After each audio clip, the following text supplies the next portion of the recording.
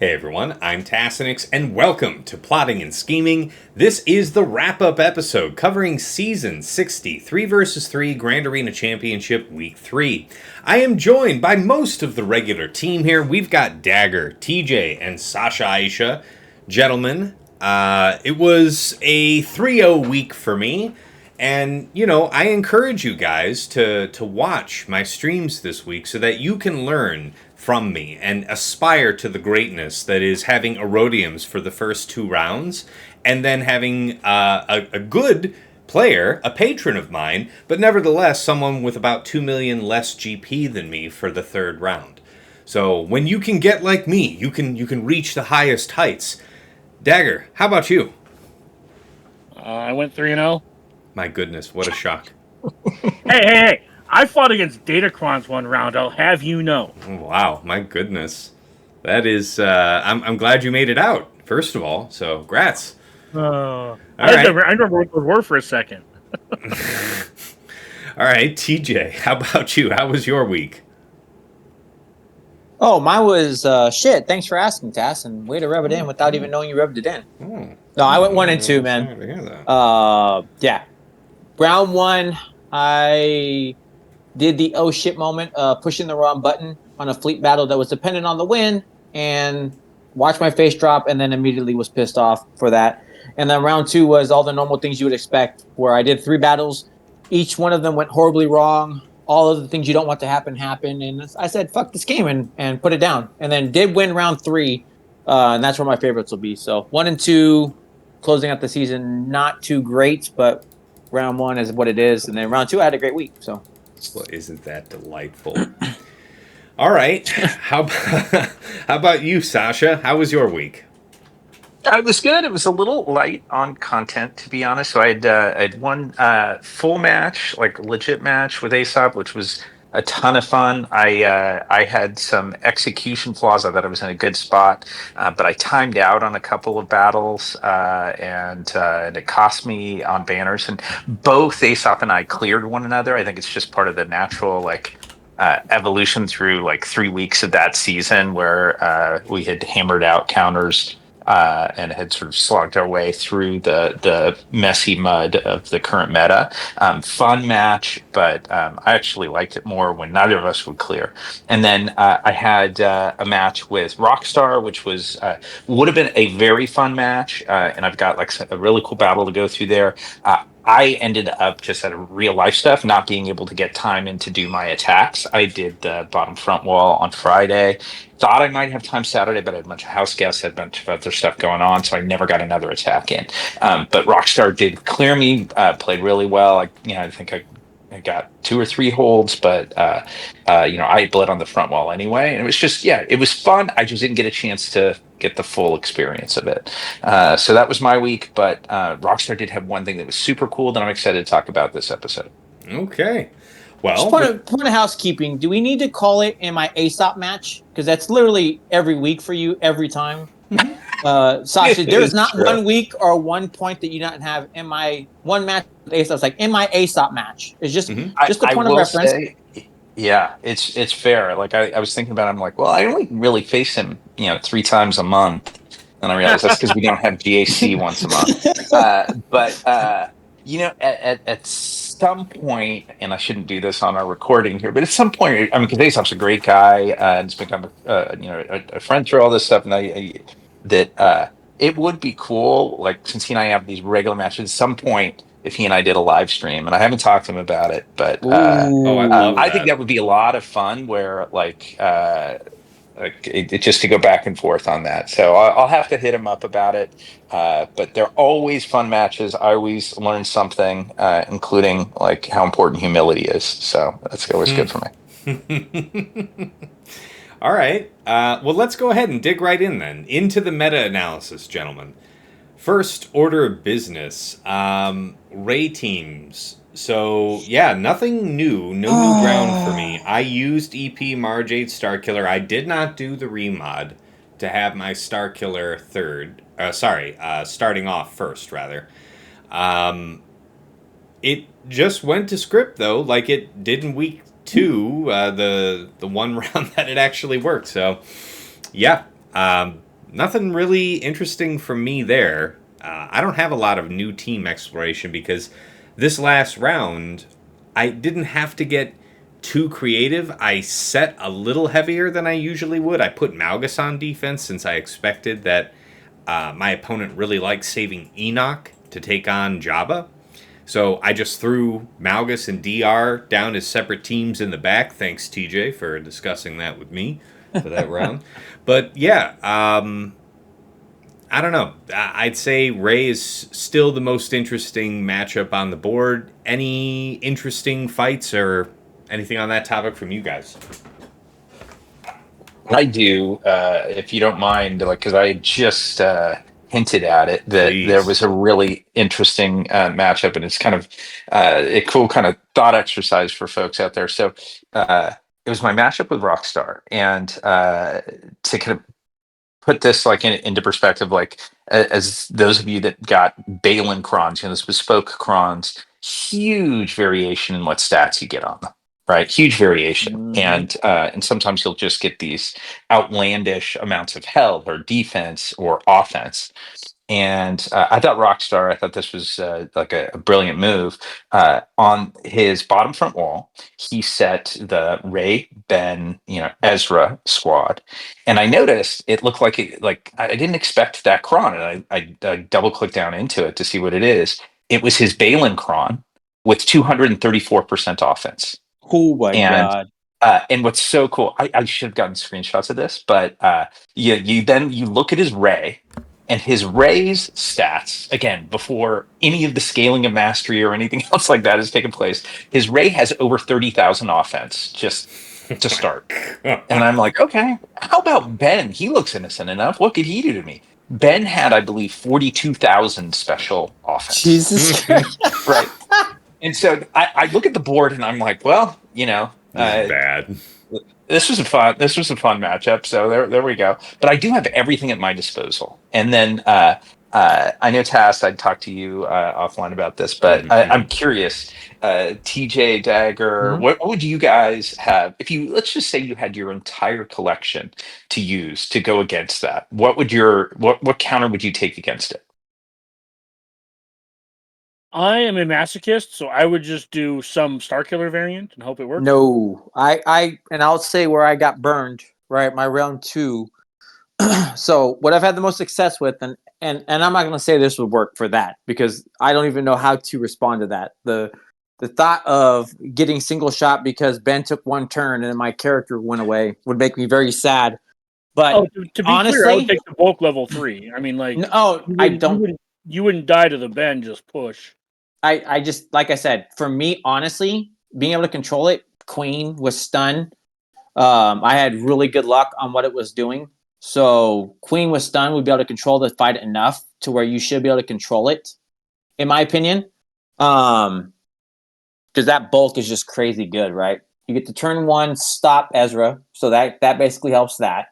Then you get to stop Ben from doing what he's doing, and while you're doing that, you're pushing in under their protection. So that would be probably my initial thought. Yeah, both those make sense.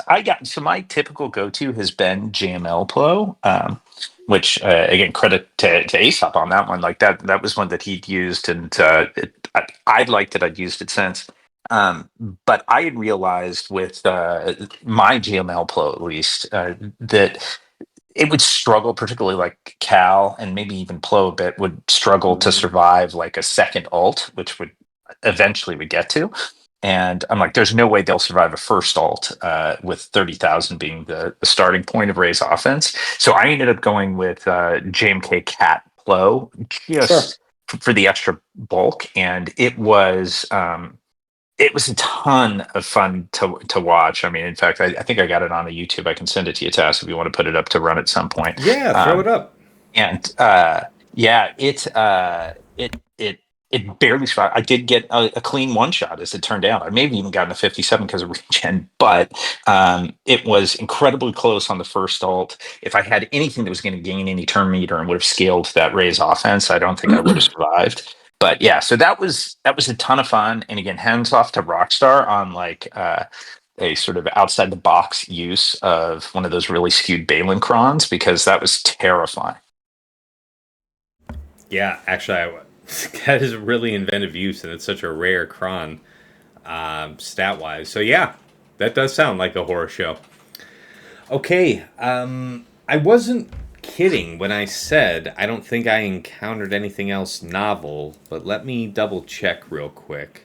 Oh, you know what? I'm gonna cover Don't I that. get to talk about my horror story? Don't I get to talk about mine? Oh, I Is it thought, just all yeah, about yeah, yeah, you? yeah, yeah. No, that's you. Go, That's all right, go, jerk go, go. face. Look, sex work Um, is a noble profession. I don't know why we got to keep talking about it like this. yeah, it's true. So basically, I had everything bad happen with Ray all week, except for when I decided to take Queen, which is why I talked about that with you, Sasha. And I think it's more along the lines of just the complete control you have over the fight.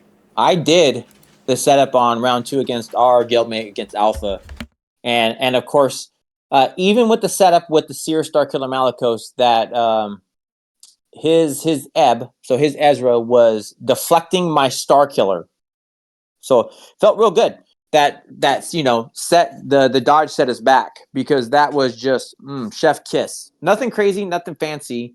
Um, and I'll give it to. And I saw one thing that they were doing with the Ezra as well for Bows round 1, swapping up the to add more tenacity. So they put tenacity cross. He put it up to like 200+% on his Ezra just to make sure because I was showing Star Killer. So again, the only thing that I saw working right now that was clearly doing it was Queen. Queen was the only thing holding out to get clear answers to the Ray. But other than that, man, Star Killer, that tip I gave you, Tass, I faced all the R8s and R9s, and I got all of the TJ luck. I did the Star Killer with the Seer, which was the other one that had really good rates, and that went down. Queen was literally the only thing that was coming through for me. Nice. Okay, so Queen still got it done for you. I know we were Yeah. talking about that last week. I didn't have to go there. Yeah, it was, and I think, to be honest with you though, and I don't know much I care, is the non-resistible stun. I know we talked about it on the show, but that ability to control the fight while Queen is doing her job, and with Pow coming in, I feel like is really vindicated. But how much does that work when that's gone, right? We don't know what the next set's going to be, so keeping it to 3s, I think it'll still be strong. But Ezra, dude, Fatal called it out, and it's for a good reason. That dude is a monster, and the better you build him, and the trick modding. And I only call this out for Tass because Tass is a mod guy. You can play with his modding to do different things. And Sasha, you bastard, with your setup on Tuscans, I'll never let it go. You can do the things with the modding, I believe, with him and make him different setups, right? You could put in the crit avoidance arrow. You can make him slower to change the fight. All of these things they can do, I feel like have a big impact on your raid team when you go in with the setup, right? So. Also worth mentioning, we do know the next set's going to have Spectre. Right. Oh, you know what? I didn't even think about that, but that's right. That and he'll probably have his own level 9. Whoa, just super scary. Yeah. Yeah. He'll What if just we start made the with devil 25 more stacks. powerful? Yeah, he'll just start with 25 stacks, so that way when he uses first special, he just unexiles himself. Now, round 1, oh my god, a turn 1 exiled, so you're already playing 2 versus 3. The horror. CG, don't listen. If you're here, go away. Earmuffs. I got Sasha's fight here up on screen. You guys see it? Yep. All right. I'd have to tab in, but I could watch it. I can wait. Give me a sec. Sorry, I'm doing Conquest while I'm doing this. As am I. I'm doing On his brand new computer. People. Yeah. Breaking into my computer, my gaming rig, doing Conquest. Yeah, That's right. That's right.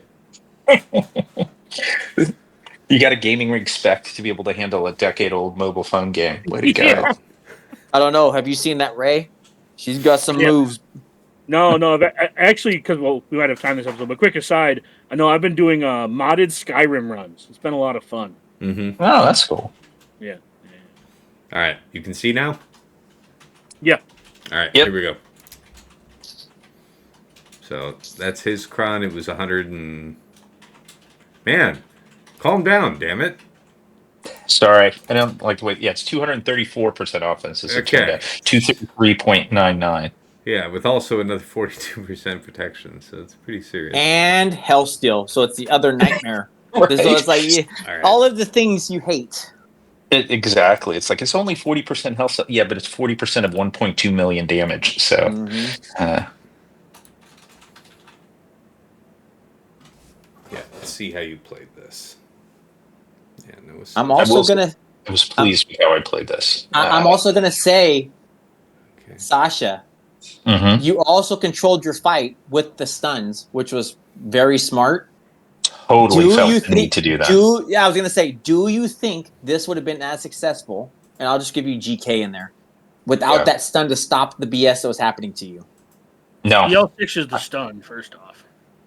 No, What's that? no, he's controlling the fight. So if I'm watching and I said I don't want to take it Yeah, away, it's stun but on special.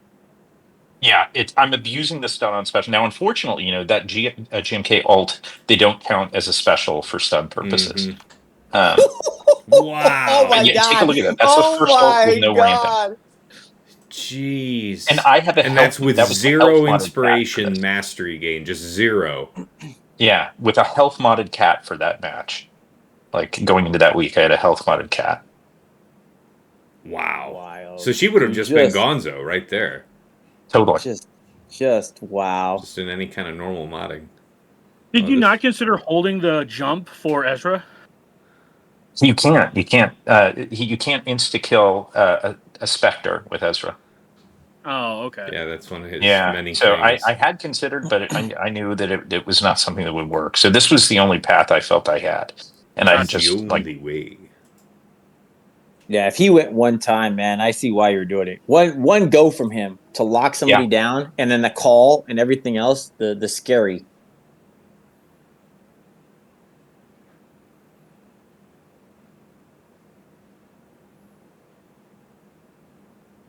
This is scary.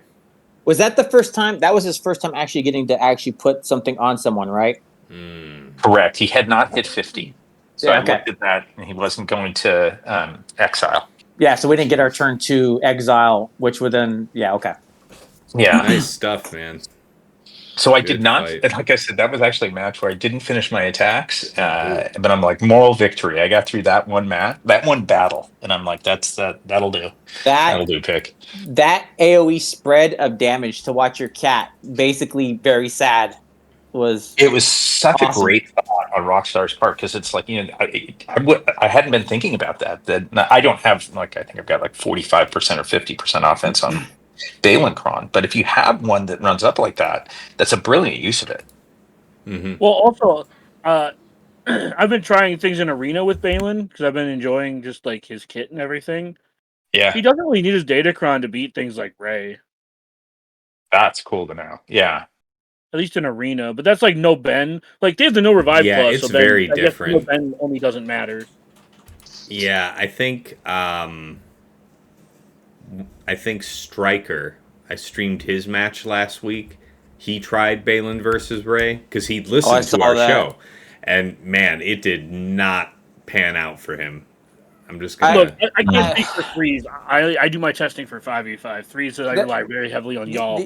I think Fair. the other piece that comes into play when Fatal said it, which was a cool call out, is I think there's some specifics. It's not all right, I'm going to go use Balin. Oh, it works. Because as you saw with Strikers and I watched other streamers, it's the same thing. That is not a just walk in the door, but you've got the bespoke. It's like that's not you're not taking into account everything if you're looking at that. Now in fives, I agree with what Dagger's saying. Setting it up for fives, I feel like we're in a good spot, right? You're getting that amp up, you're getting the things like that. But it's not a just walk in the door and Balin works. It's like, no, was your stuff set correctly? Were things put in place for it to work? I think in 5v5 you have a lot more leeway. Yeah. In threes, I'm gonna say what I say every time something comes out. If you do not have equivalent relic investment, expect yourself to fail about 20% of the time. Or more. fair. If you're going against R9 Rays, R9 your Balin, R8 your sides, and hope it's good enough. Like this I also think it makes it R7, kind of R8, tough. and R9's thing doesn't actually work anymore, especially in threes with Ray. But in threes, you have the two characters. You're doing Marok. You're doing Shin, right? 1/3 of your team is special damage on a guy who is set up for deflection right now. So you're already down if what you're trying to attack, and then that dude's going in to put the hammer down on people. So he's going to exile your Balin, who's trying to ramp it up while you're trying to work the pinpoint. So it just feels like you're on the bad side of it. Also, Ray ult is spread among 3 people in 3s, not 5 people in 5s. So that's why I was Exactly. That's saying, a big like, difference too. that's what I was saying. Like, I think Freeze is a much different animal. R8 your sides, R9 your Balin if you want this to work without the Kron. Otherwise, like, I don't. These off counters have historically been unimpressive when they're punching up into GLs, and we can talk about like remember when Starkiller first came out and people couldn't get it to work until they R-rated their Starkiller, Yep. Yeah. right? Like, Just there's getting so many of bopped these too things easy. where, say with Malikos, I can't keep my R5 Malikos to beat Ray. It's like, have you tried not having an R5 Malikos? I think that's completely fair. The other piece I think is Balin feels like a very complete kit. Obviously, it's a lot of words in there, but they're trying to cover a lot of angles and future proof is what I feel like they're doing with that character. It wasn't just coming out for like, here's what it is right now. Because right now it feels cool. It feels novel. It doesn't feel like the power of like the Great Mothers with the Datacron and all that. Power of Manny. Yeah, yeah. That's what I just want to call out. But I feel like they did a really good job of trying to future proof what they're doing with Balin. Yeah. I just thought this was a great time to just like reiterate, because this is Mm-hmm. mostly content by us for us, right? We want people to level up and get to where we're at. Yeah, I just don't want to beat this too hard. This horse. Mm-hmm. All your teams that are off counters, add a relic level. Just add a relic level. You'll be fine. Or don't be unlucky. Don't be unlucky is a rule of thumb for everybody. If you're not unlucky, you're going to win. Yeah, well, that too. But yeah, R8 your attackers on your off counters, they need it. R9 your tanks on your off counters, they need it. All very fair. Any other notes on Ray, guys? Which one? Haha, you's a funny guy. Yeah, that was so good, though. I suppose now is a reasonable time to mention it as any. We'll be covering Ray, Fallen Ray here when it gets closer to her unlock, because you and I both know that all you folks out there are going to be wondering, wait, how am I supposed to set this character up in about 3 months' time? So we'll put it out, right before that's about to come out. A better idea of what the meta will look like. We'll do it in one of the in-between episodes, go over the kit when she's about to come out. Yeah. Because she'll come out for week 2 of that set. So we'll go over it in the in-between episode leading up to that. Okay, that makes sense. All right, guys, that was the only meta matchup that I think was really interesting for me. So did you guys have any other meta matchups that you wanted to cover that, not your best or, best worst attack kind of thing? Well, it's fun to see people back on the Afra train now that there's bulk level 3s. You mean Afra on defense? It's No, on offense versus Jabba. Like, now that you have the bulk, one of the okay. problems is getting like punked out by thermals. Yeah. And it's just an inevitability game for Afra, right? Like, if she ramps, she'll win. So it's fun to see people using Afra versus Jabba again consistently in 3s. I say consistently, I haven't looked at the data, so flame me in the comments. But fair. I've seen people who historically don't do Afra versus Jabba try it and succeed. So that's fun. Plus Mercenary level 6. That's true too. I'm mostly saying it's always fun when you can do off counters to GLs and 3s. I'm probably saying that. I want to keep it to 5s, but I probably expect to see a lot more of that in 5s. Mercenary with Dark Side Bulk and all these good things, Afra's going to scream killing stuff. Also, more opportunities for them to spread out their damage. True. Yep. All right. Nothing else, though, from you guys meta matchup-wise? You ready to move to, favorite attack and defense of the week? I would like to point out that Tass had exactly one more real fight than I did this week. I already said, one day you can aspire to be like me. Yeah, I'm having no real fights, and one day I can aspire to get through all the people in the top 200 to get to the very top to only have one real fight a week. That's right. Yeah, it sounds like you get it. Yeah. I want to be like very good. My dream very good. Like Sasha, to just have my weekly meeting with Aesop. Yes, that's funny. That's the dream, right? Get your appointment on schedule. Let me pull up the VOD. All right, so let's talk about favorite attack and defense of the week. Dagger, did you have anything that was fun for you to try? I didn't come prepared for this, so I'm trying to rack my brain. You disgust me. I think my favorite. I think my favorite attack of the week is a legitimate one, actually.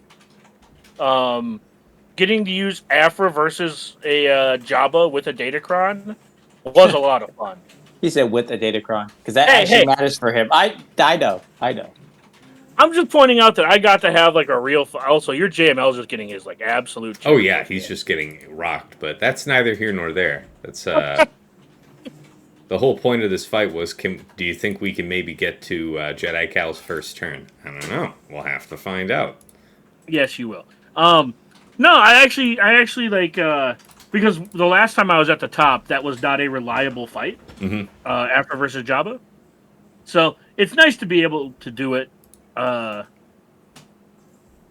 then my favorite defense is just I didn't have a team clear. I haven't had a team cleared in like a month. So say having your account is your favorite defense.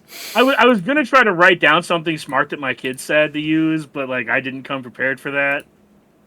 What do I even not pay you for? I guess I told the oldest that she couldn't go to her friend's house. She called me Vladimir Putin. That's a good one. Mm-hmm. That's a good one. That's a good dad joke. That's as good as I got. It's something. It's real. It's Yeah. something. It's really something. Very good. TJ, how about you? Your favorite attack and defense? By the way, folks, I would be showing Swugga.gg, but it's not updated, so... No, yeah. I wrote mine out, and mine was easy. Blessings. Favorite attack? It's Sasha. Sasha got me, man. He called out the Enoch on the Jabba, so I had to try it round one, Mm-hmm. and it was so much fun, dude. It's like, Right? and I know Tash, you asked about it, and it's like Yeah. I'll give the horror story piece, but for favorite attack, it was fun. There wasn't a lot to it. You just keep hitting specials, you do stuff, and they just go away. And then what's cool watching him is how much they drop because of the blight and everything else you're applying. Super fun. What's not fun is when in round two, they say, oh, you like Enoch? Well, he doesn't need to be there anymore. And then what doesn't work is Enoch. So I had the polar opposite. Round three, it worked again, but I was like, damn it, Sasha. Damn it, this was fun. I'm like, Task, one of my favorite attacks. Going to try it again. No, hold my beer. Let's stop that. And then just you watch your Enoch get beat to shit. And then favorite defense is pulling the T special, which is Task what we talked about. The only thing that really made a defense hint in my round three, JMK in the back. So I've never said it all season. It was just the TJ special of here's my Tada. And he had my message guy. We fought BMF. We fought him before. He's been at the top. He had to message me in game to say, well, what did you use on my my great mothers? Well, that's okay. Well, then what did you use on Balin? Riva. So it's like just the surprise, the spicy surprise got me the win for my one time I got to win this week. So that was nice. Indeed. Sasha, how about you? Favorite attack and defense of the week? Sure. So, other than that, going after that monstrous ray, I would say Sure. my favorite attacks were getting like good use out of Finn. Basically, Finn and his friends hunting gas in any Cool. composition out there, and gas full 501st, I think once, and then gas again, even gas ETH. And snips with the Jedi Stun Cron, it was remarkably smooth. What are the prerequisites for this? What are we talking about? Finn Zori, Resistance Hero Finn, what kind of Cron? Correct. And I think I had an okay, an okay defense Cron, like over 100% defense, but not like a crazy high defense. So that's set 17. Yeah, set 17 and against the stun cron. And the thing about the stun cron is it actually just bolsters the survivability of Finn, right? Because I think it's Resistance Hero Finn has it in his unique that if a resistance is unable to use an ability on their turn, they regenerate health and protection. And so, you end up with your tank Finn getting hammered down a little bit, but regenning every time he gets a turn pretty nicely. And it was not hard to work down gas and then get the sides. So that was smooth. And then on defense, Actually, the one that was fun was I was trying to I rolled a nice sortie cron that, like, as we all know, like sortie, it's so talented, you want to put it out there. It's like, oh, this could be really cool with droids, but Wampa eats everything, right? Well, Wampa, Aesop's Wampa was not able to eat my sortie, IG-11, and GG. Just with IG-11, has that tenacity down on one of its specials. Plus, Yeah. it mitigates some of that damage by pulling the dots off, and it was able to eat his Wampa instead of having Wampa eat them. So that was that was good. I know he went in knowing IG-11 could do that and was just kind of having fun with it, but it did it stopped Wampa, so that was cool. Like it. Like it. For my own part here, my favorite attack was a loss. I had Afra. So the opponent had Afra BT1 Dengar with the Dengar Kron, right? First time fighting it. And I'm sitting there thinking, okay, that's fine. You still have to special me to stun me. And my Afra is one speed faster than your Afra. So maybe I got this. And I'm here to tell you, gentlemen, I didn't got this. Dengar just went unhinged. I don't think BT1 took a turn the entire round because when they could and he wasn't stunned, they preferred to stun him. So it was a pretty miserable affair. I would not recommend the experience. Now, defense-wise, I hadn't set this all season. I considered it a couple times. I think maybe early in the season I set like Dash Hondo L3. This time I set Sortie Hondo L3 with the, Hondo Kron. And, of course, Mercenary stun level 6, so L3 and Hondo both could stun. Sortie would be putting VIP on Hondo, so I thought it would be tougher to burst him down if you were inclined to do something Han Chewy. And our opponent took a few different teams against it before being able to whittle it down, but his early attempts absolutely did not pan out. I don't have history on all that yet. So I've had pretty low expectations of Hondo on defense all season, but yeah, that was a good one for me. All right, I think that covers that. What else we got here? Did you guys make any interesting uses of Huyang or Sabine here? I know we talked about that just a second last week, and I just wondered if any opportunities presented themselves here in the last week of threes. I tried, again, because Aesop and I match up every friggin' week. I'm like, I gotta shake stuff up. I can't just do the usual. So it's just totally an irrational thing to do, but I broke up with the ultimate defensive comp, and like, I know it should be Ray Ben Ezra because that's terrifying. But I pulled Ezra off because I had Hu Yang and I had Sabine ready to go. And so just for the fun of it and to mix stuff up, I put a Padawan Sabine, Ezra, and Hu Yang squad together. And I did that specifically with Padawan Sabine as the leader. Because while none of them have a leader thing, she does have a unique that says if she has a light side Mando lead, she gets some extra goodies. And I'm like, hey, there we go. That rationalized it.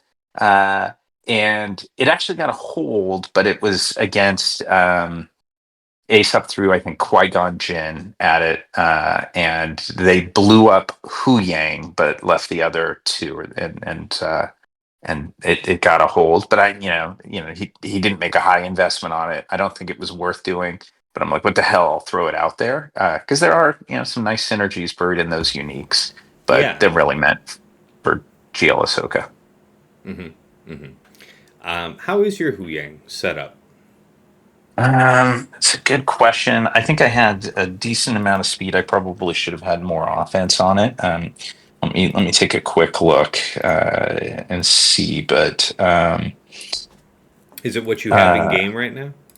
it is, yes. Yeah, If you want to I take a could look, pull it up. it would have been the same. And yeah, it's a speed comp with a decent amount of offense and offense secondary on it. But it's a 340 speed and 10,000. No, that's special. It's 8,700 physical offense. Okay, so speed, health sets, speed arrow, crit damage triangle, offense cross. Yeah, 340 is really nice. So, why do you feel that the speed is the way to bias him, as opposed to something more like an offense set? Um, I did this in part to try and just get the specials off as fast as I could and try and turn meter loop. So there is, let me see, what was the interaction on it? It is, let's see, it's not a turn meter loop, but where was this?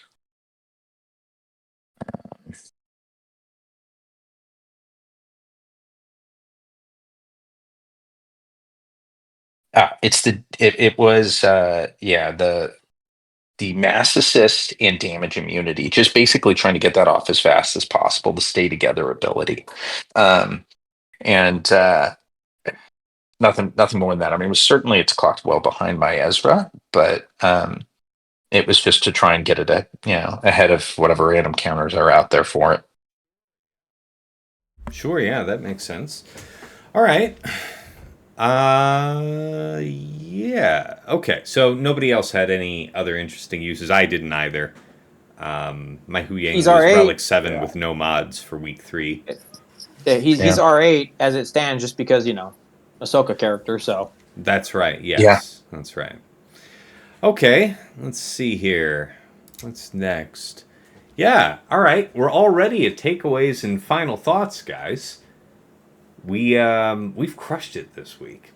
And yeah, it was pretty light duty. Also, Fatal wasn't able to join us today, so we're moving through the agenda real fast. But how about you, Dagger? What are your thoughts reflecting on this threes? What do you think the world's gonna look like when we return? Your final thoughts for the people. I'd have to look at the date to know when that's going to happen. You figure January is going to be the next season of threes, right? We'll have our new set coming in. No, I was trying to do the math in my head, but decided not to about. Anyways, the U.S. had an election, so I was gonna. When you said how's the world gonna look, I'm like, we're gonna have a new president, maybe. Ha ha ha ha! It's true. We will. No, sorry. I was just thinking in my head, like, what's the world gonna look like next 3v3? The That's same. fair. That's fair. We'll have Ahsoka. Yes, we And will. We'll have to drop one of these characters. Honestly, it's probably, depending on how busted the Spectrocrons are, it's probably just going to be something as simple as Ezra's still with Rey, and then whatever the next best level 9 is gets to lift Ahsoka. Or if they, I don't know, There's something along already those call-outs here in Hu Yang to exiled allies. Like I'm really feeling, however her kit's gonna be, it's gonna make everything gel. I'm talking about 3v3 though, because you have to drop one. Right. You have to drop. Yeah, well, I of take these your characters. point. I don't know. And Ezra's the best plug and play. So yep. That's when a you're fair observation. Yeah. Yeah, so that's what I mean. Like, when you distill it down to that, like, I don't know what that's going to look like, but I know that I'm going to be trying to use Ezra not with Ahsoka. That's I guess one of the things I'm taking away. Outside of that, it's really hard to like know what's going on to a degree because we've had everything recently. We currently have UFUs and mercenaries. Like, in order to like have like. In order to look ahead, we have to try to like read the tea leaves on what the next set's going to be, and it's not really clear outside of Spectre.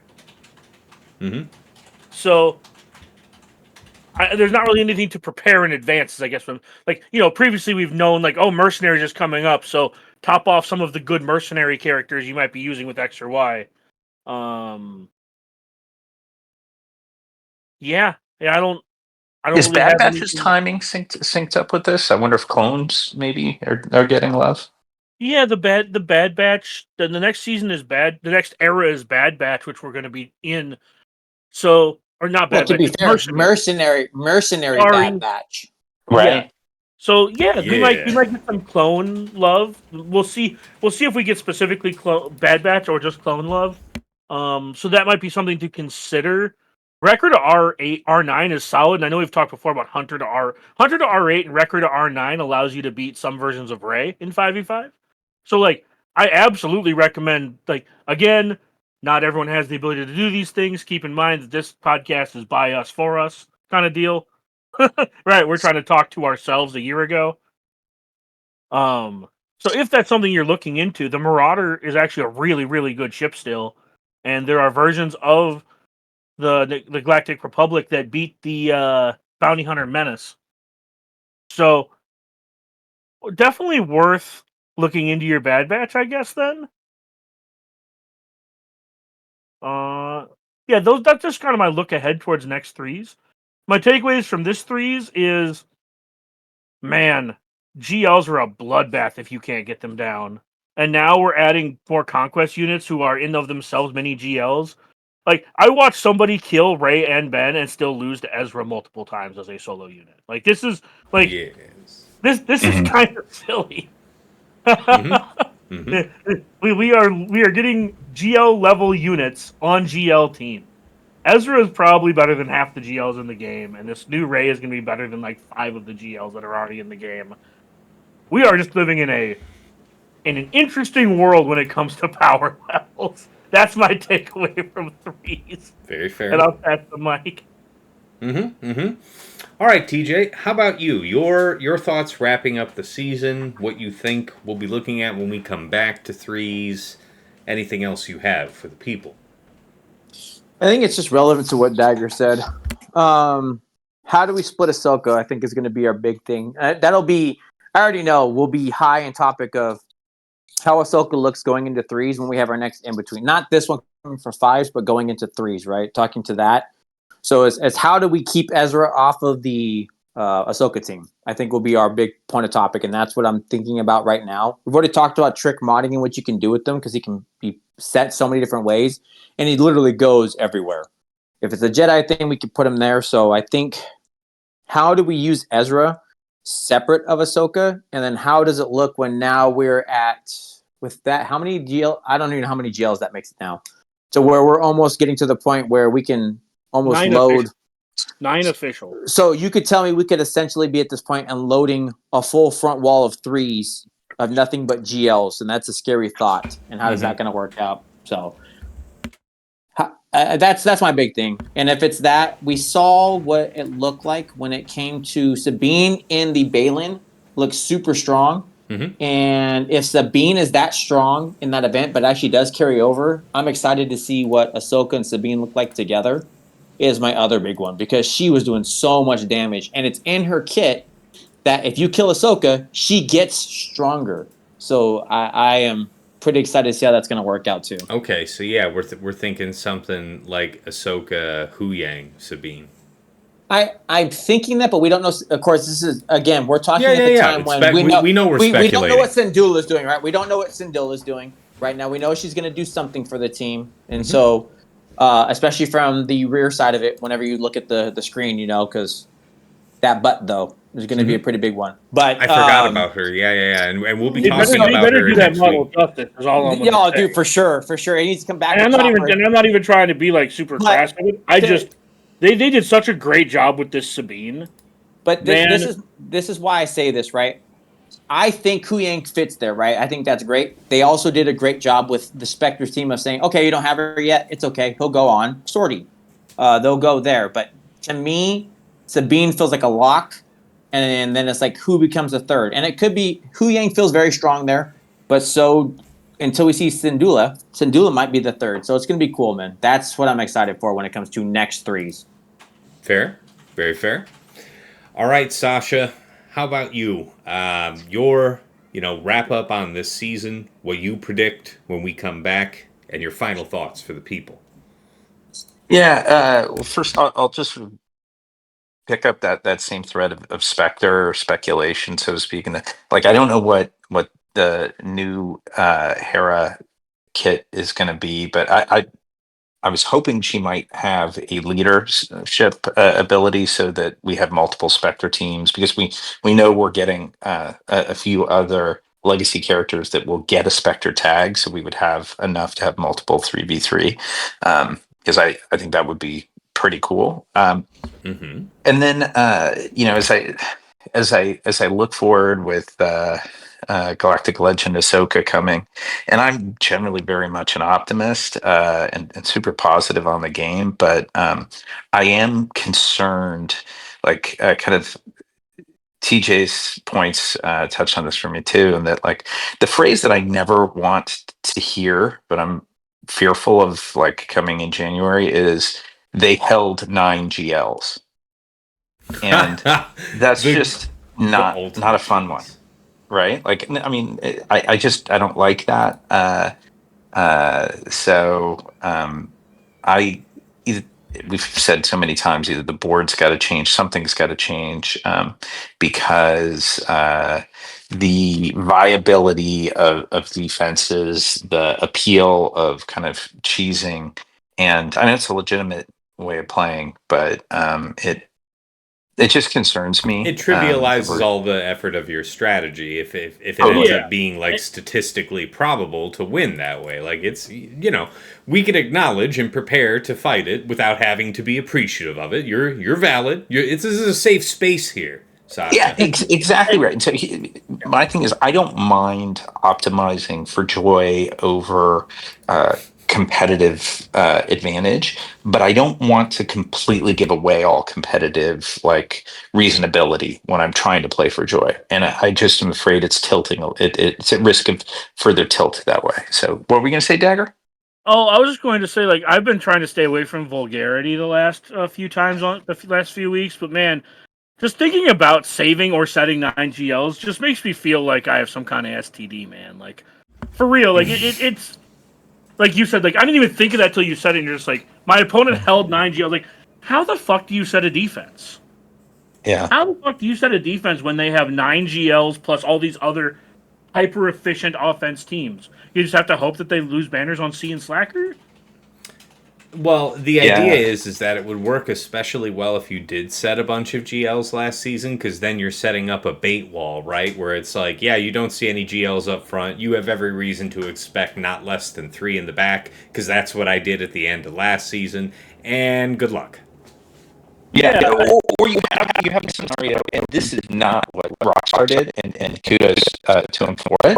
But if you have some absurd comp that you can set, let's just say, like in threes, you set it's the Ray and Prey, and you're setting the Ray with this, they're people out there with 400% offense runs, right? It's like, all right, that's we're going to try and multi-shot this, and then if that's the only GL that says to hold 8, and break brothers, and then whatever.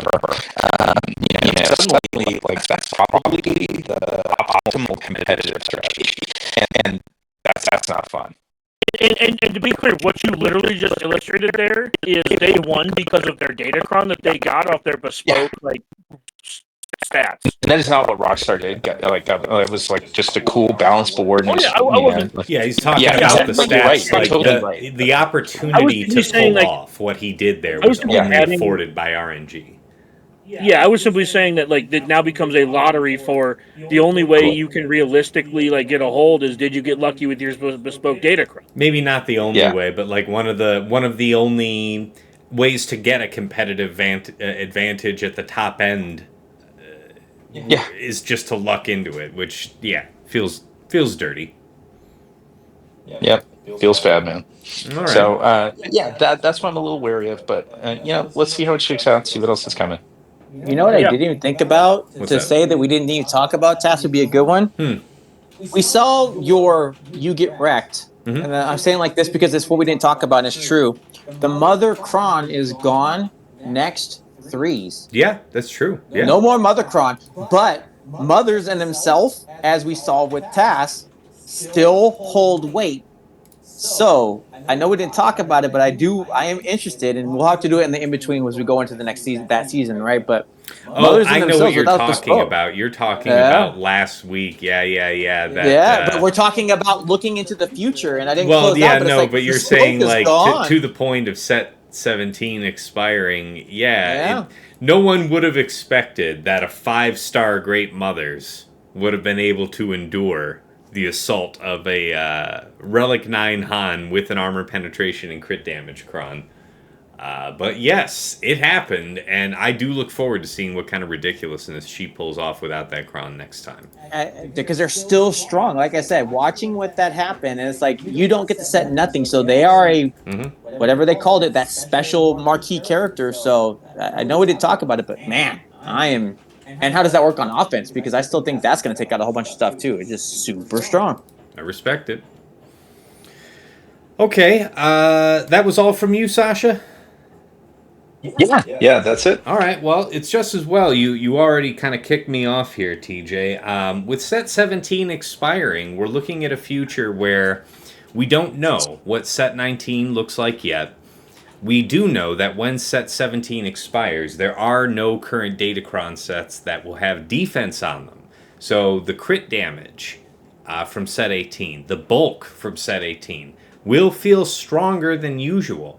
I myself, I know some people were successful doing like Slacker, Armor, GBA versus Leia all season using a set 18.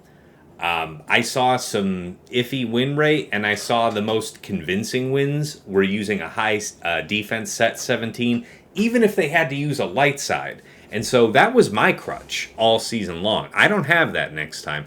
So you may well consider, look at your week 3 when we're preparing for the next season of 3s here, and look at your attacks and see what you were doing that was very much relying on set 17. Is there a replacement in set 19 that you can make use of? Otherwise, consider that you're going to have to make some rotations off of defense, maybe save a couple of those teams to make clean attacks, and roll with the punches of whatever that new Datacron meta is. Yeah, as far as any thoughts wrapping up the week 3, I mean, Balin was disappointing overall. I know some folks were able to use him on attack, and I really like the character. First of all, I just feel like in 3s it was, especially right now with the bespoke Datacron, this is supposed to be the height of his power, right? Or at least this is supposed to be his debut. It turns out Ezra exists, so get fucked. Yeah, exactly. It was more his show than anybody's this season, to be sure. Anyway, I know that Balin, we're all looking forward to seeing what he can do here in 5s. But I was wanting. I was left wanting a little more. It was a reliable Inquisitor's draw, which doesn't feel like much, but I probably should be grateful because we do have an active Inquisitor's Crown, and it did matter. I mean, I know nobody was trying to do no Malgus versus Reva this season, I'll tell you that. So, that about wraps that up for me. This is the part where I would normally plug, or have Fatal plug for himself. Check him out, Playbook, what is it? Playbook TV is the Playbook YouTube TV channel, and then is it Playbook TV is his Twitch as well? Or is it the Playbook? That's Twitch, yeah, Playbook TV. His Twitch is Playbook TV. Okay, and then it's the Playbook on YouTube. That's how it is, I think. All right, guys, we have made it here to the end. Of course, if you're used to watching me live, then you already know that you can find me at twitch.tv/Tassinix. All of my previous streams, I do upload to YouTube with chapters added for easy browsing. You got to check out Tassinix Gaming. Of course, you already know that this podcast is hosted on Spotify. And let's see, it gets repeated out to YouTube podcasts. No, that's now that's Google Podcasts. We also have the RSS feed link in the description of every episode. So whatever your preferred podcast app is, just plug that in and listen to us there. And then of course it does get repeated back into YouTube itself, where I do have some other great Swugger-related content I think you'll be interested in. First, we have the Datacron set guides on set 17 and 18. I make those with Aesop Rock, the #1 player in the game, good friend. We also have the mod guide videos on characters and factions that you have asked for. I'm going to be digging back into that here. I've got some time off coming in the holidays. I save up a lot of vacation time for the end of the year, so we'll put out some content in that period.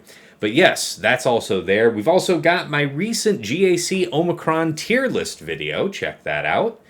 And I think that about covers it. And don't worry, I'm still bullying him into making another mod video for you guys. Mod video for what? Just an extension to what you already have. Oh, yeah. Maybe, There have been a handful of questions. I've been writing them down, guys. I'm gonna bully him into it soon. Okay, that's fine. And that's fine. Definitely good things to come this year. I'm also working on some things in the background, so we'll see. Oh, We will see. they made a joke about my new PC. Why don't you tell them about yours? Oh no! Well, I mean, it's just as well. Let me go ahead and say that the patrons, you guys make a difference. Of course, it's never expected. It's always appreciated. It's always over and above. But you guys really did make a difference here, and I think I showed it on stream the other day. But I will pull this up. Yeah, I was showing this off to the patrons the other day, but recently decided to upgrade the rig. So if you guys are long-term fans, you may recall here very early this year, my main monitor died and I had to replace it. Got this Omen monitor, again, in part thanks to you guys. Patrons helped out a lot with this one, in fact. So got that monitor, and then here later this year, finally upgraded to a new 4K 32-inch monitor, first time going this big, and then the new tower. The original budget was somewhere between like what I spent on the last one, somewhere between $1,700 and maybe up to $2,300. But again, you guys' support made the difference. I was able to go the extra mile. This thing has like the top of the line gaming processor in the world in it right now. It's that AMD 9800X3D. It's got the RTX 4080 Super, 64 gigabytes DDR5 RAM. This thing is a monster. I'm running Call of Duty on it, Overwatch, Helldivers 2. Everything is just polished glass. Absolute fantastic gaming experience. So thank you guys for your help in making that possible. This is definitely the finest gaming computer I have ever had. So thank you guys.